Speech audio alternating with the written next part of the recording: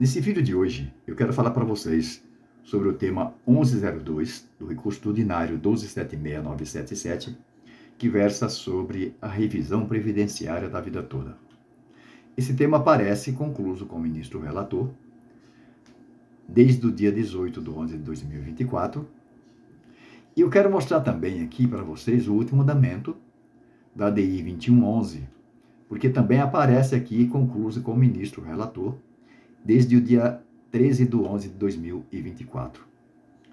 Mas o que eu quero falar mesmo para vocês é sobre por que várias pessoas receberam a implementação da revisão da vida toda por meio de tutela antecipadas e outras pessoas não conseguiram. Mesmo pessoas comprovando os cálculos, comprovando que tinham direito, comprovando que estava acometida de doença já no final da vida, em estado terminal, e essas pessoas não foram contempladas com a implementação da revisão da vida toda. Por que isso acontece? Vejam só, esse processo da revisão da vida toda é um processo que corre em âmbito nacional. Em todas as varas federais do país tem processo da revisão da vida toda. E muitas das vezes, um juiz de uma vara concede a tutela antecipada. Principalmente após o primeiro julgamento que teve no STF, no plenário virtual. E depois com a confirmação do segundo julgamento no plenário presencial, muitos juízes se convenceram que deveria implementar antecipadamente a revisão da vida toda. Porque eles viam o prejuízo que as pessoas estavam sofrendo, eles viam também a necessidade de várias pessoas doentes, e precisavam ser implementadas. Porém, outros juízes garantistas, juízes que pensam só na legalidade do processo, não implementaram, porque não tinham um trânsito julgado ainda. Por isso, aconteceu essa discrepância. Numa vara, o juiz concedia, noutra vara, o juiz não concedia. Por isso, quando os ministros julgaram a ADI 2111, que fizeram aquela modulação naquele primeiro embargo, os primeiros embargos de declaração, eles deixaram claro que as pessoas que receberam antecipadamente não deveriam devolver, porque tratava-se de alimentos, e alimentos não se repetem. Portanto, o próprio STF confirmou que há vários processos que foram implementadas a tutela antecipada. Voltando aqui. Tem juiz que julga mais pela parte social, como acontece no STF. É a mesma coisa. Vimos que o ministro Alexandre de Moraes pensa de uma forma, o ministro Zanin pensa de outra. O ministro Alexandre de Moraes está lutando pelos aposentados aqui nesse processo, e o ministro Zanin está lutando pela autarquia e INSS. Isso acontece a mesma coisa nas varas federais e nos tribunais federais.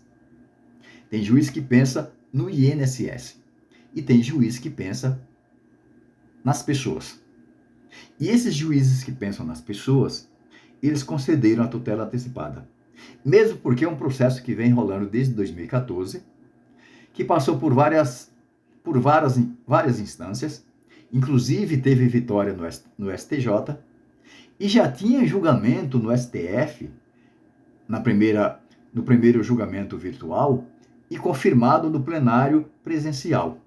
Portanto, muitos juízes concederam a tutela antecipada antes daquele pedido do INSS para suspender todos os processos em âmbito nacional.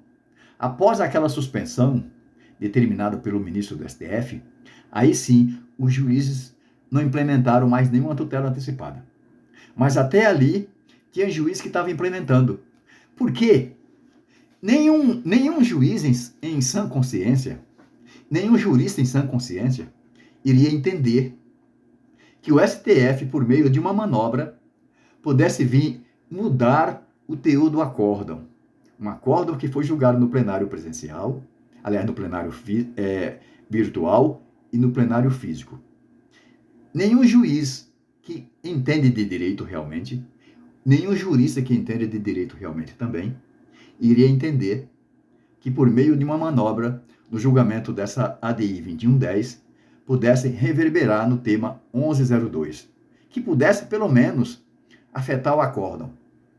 Muito menos entenderem que por meio de embargos de declaração pudessem vir destruir o acórdão, suprimir o acórdão do tema 1102. Esse foi o fato pelo qual muitos juízes concederam a tutela antecipada. E outros não, porque não tinham o trânsito em julgado. Aqueles que entendiam, igual o ministro Cristiano Zanin, que porque não tem o trânsito em julgado, pode, por meio de embargo de declaração, pode modificar o acórdão, esses não implementaram. E trouxe enorme prejuízo para essas pessoas. Porque pelo menos essas pessoas que receberam antecipadamente, essas pessoas não vão devolver. E receberam, puderam pelo menos complementar por um período aquele desfalque que aconteceu no seu salário-benefício. Mas, infelizmente, como vocês sabem, cada cabeça, cada sentença. E como são vários juízes, em vários tribunais diferentes, em várias varas diferentes, cada um pensou de forma diferente. Por isso foi para o STF em fase de recurso repetitivo e agora para unificar uma decisão. E saiu uma decisão única, que realmente tinha saído essa decisão única, que agora estão querendo destruir por meio dos embargos de declaração. E outros ministros até por via reflexa no julgamento desse tema 1102. Por isso aconteceu essa diferença em tribunais diferentes. No tribunal, o juiz entendia que deveria implementar, porque os cálculos eram convincentes, o direito era convincente, e já tinha julgamento suficiente para que o juiz formasse também, aquele juiz formasse um juiz de valor, para poder conceder a tutela antecipada. Eles viam ali a causa, a verossemelhança, como nós falamos. Estava tudo ali, inclusive nos dois julgamentos do STF.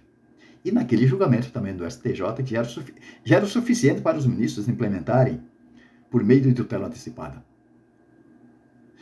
Eu mostro para vocês aqui uma petição que foi juntada justamente depois daquele primeiro julgamento, de uma advogada que entrou com uma petição em causa própria, que ela vem falando a esse respeito, da demora que poderia acontecer, porque já tinha acontecido o julgamento virtual, e essa advogada, ela vem falando aqui que é aposentada há 5 anos, recebia apenas um salário mínimo, quando poderia receber vários salários mínimos. E como ela estava acometida de doença, ela precisou fazer alguns empréstimos, e estava recebendo, naquela atualidade, apenas R$700, estava vivendo com esse valor. Porque ela estava doente e não podia mais trabalhar. Infelizmente, só de medicamento, como ela mostra aqui, ela gastava por mês em média de R$500. Em razão de problema sério, inclusive com uma osteoporose, e precisava dessa implementação. E pelo que mostra aqui, ela não conseguiu essa implementação. E outros que às vezes nem estavam acometidos de doença, mas os juízes se convenceram que as pessoas tinham o direito garantido e implementou. Isso foi a diferença. Essa advogada aqui parece que ela é do Rio de Janeiro. Ela entrou com um pedido no Tribunal Federal do Rio de Janeiro. Aliás, na Justiça Federal do Rio de Janeiro. E ela não conseguiu a tutela antecipada. Não conseguiu a execução provisória aqui. Até aqui, veja que ela está falando da execução provisória.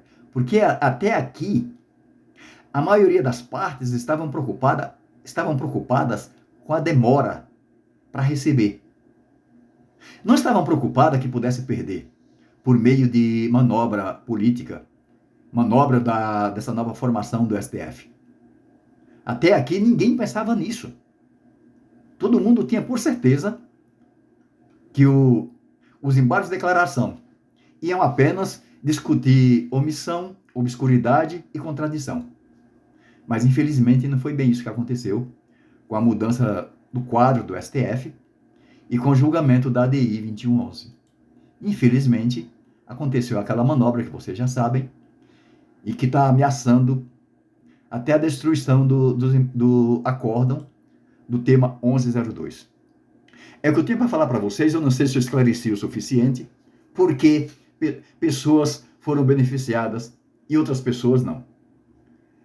Mas se esse acórdão for realmente cassado, essas pessoas que foram beneficiadas, elas vão perder esse benefício dessa implementação da revisão da vida toda. É o que eu tinha para falar para vocês. Se gostou do vídeo, deixe o seu like. Se vocês entendem que minha explicação é convincente, não se esqueça de se inscrever no meu canal. Ative o sininho também, se vocês quiserem, para receber outras notificações de outros vídeos. E fiquem todos com Deus.